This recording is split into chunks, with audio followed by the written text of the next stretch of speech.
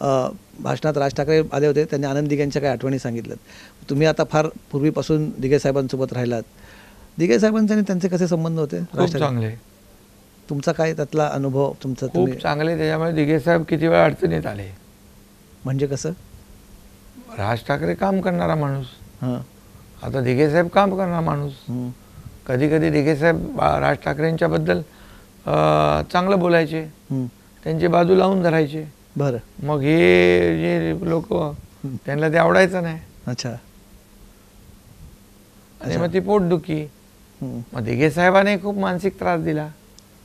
बरं. त्यांचंही खूप त्यांची एवढी लोकप्रियता होती, म्हणजे तुम्हाला तर माहीत आहे. हो.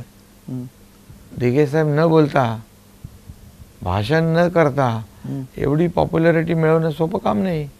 ही जेलसी होती. ही म्हणजे नेतृत्वावर विश्वास स्वतःचा नसला, या सगळ्या गोष्टी घडतात. त्यांनाही खूप मानसिक ताप दिला. त्यांनाही बरंच काही सगळ्या गोष्टी केल्या. त्यांचाही जिल्हा, या जिल्ह्यातून त्यांना दुसऱ्या जिल्ह्यामध्ये घालवण्याचा प्रयत्न केला. पण बाळासाहेबांचं त्यांचं खूप प्रेम आणि त्यांचे संबंध गुरु शिष्याचे होते. हे जे बाकी लोक जे आहेत त्यांना सलत होतं त्यांची लोकप्रियता.